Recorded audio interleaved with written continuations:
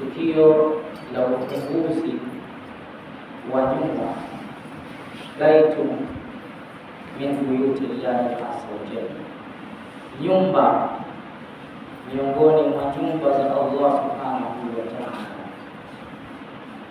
Hakuna kitu kizuri kama hiki, kwa sababu watu wanakusanyika katika ufunguzi wa mambo mbalimbali. Kuna ambao yajitamiuna, wanajikusanya katika ufunguzi wa baa, ufunguzi wa baa, na wakaweka hafla kubwa ikiambatana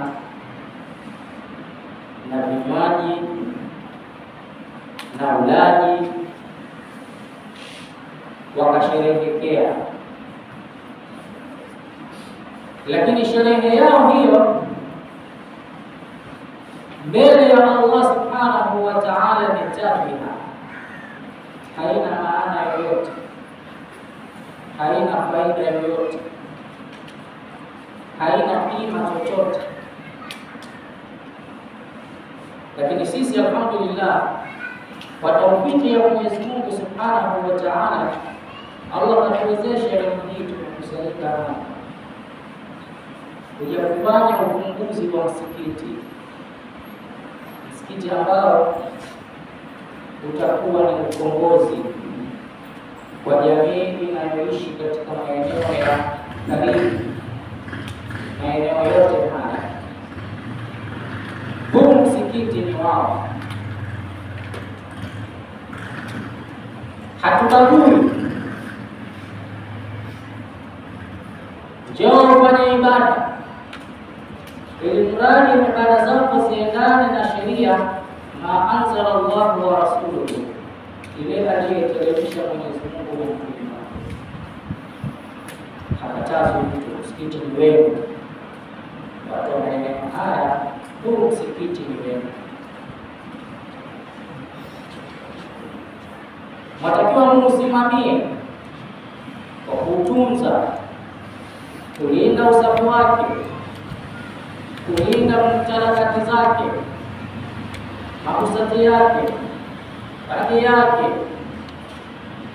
na vile vyote vinavyohusiana na huu msikiti. Ni wajibu wetu sisi kuvilinda, kila mmoja ni msimamizi. Kullukum ra'i wa kullukum mas'ulun an ra'iyatihi, kila mmoja wenu ni mchungaji na kila mmoja miongoni mwenu ataulizwa juu ya kile alichokichunga. Alhamdulillah, tumesimamishiwa msikiti ambao haukuwepo miezi kadhaa au miaka iliyopita, lakini leo hii tunapatikana msikiti katika eneo kama hili.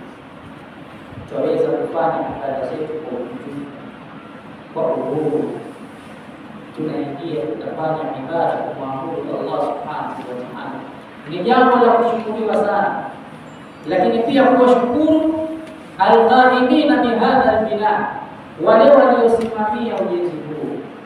Allah awajalie kila kheri, awazidishie kila kheri, awaonyeshe hasana, awaonyeshe maradhi, awaonyeshe mabalaa, awape utulivu katika mali yao, awape taufiki katika kutumia mali kwenye yale yanayopendezesha Allah subhanahu wa ta'ala. Ndugu zangu katika imani,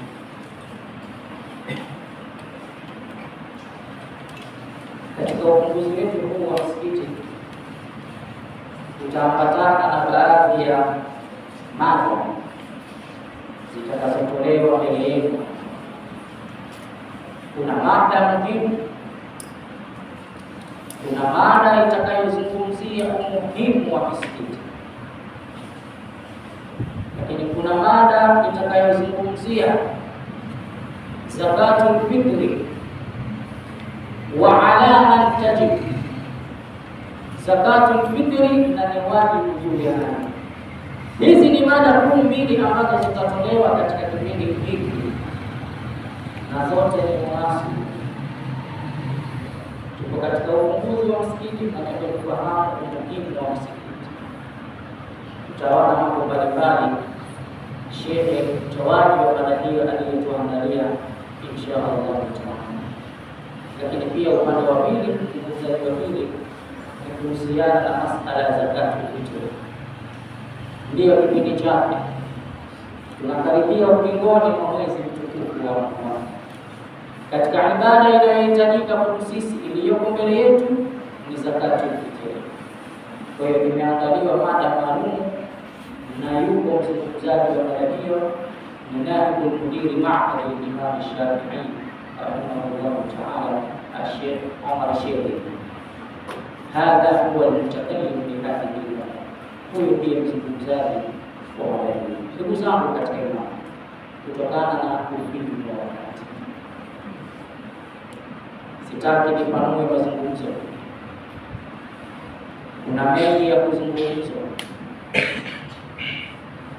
Napenda moja kwa moja nimuite mtoaji mada wa kwanza,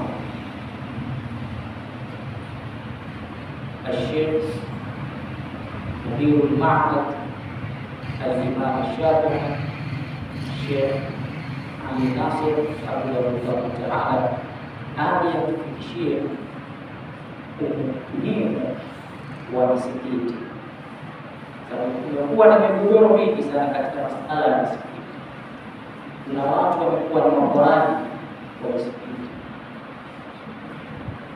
Msikiti wa Koro,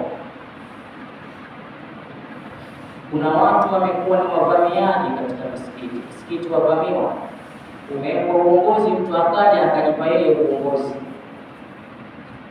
akawa yeye ndiye ambaye yudabiru al-umura, ndiye mpangiliaji wa mambo, wala hakuna mtu aliyemchagua. Kila sehemu kuna utaratibu wake. Kwa haya machache akuishie kama ilivyo. Shukrani.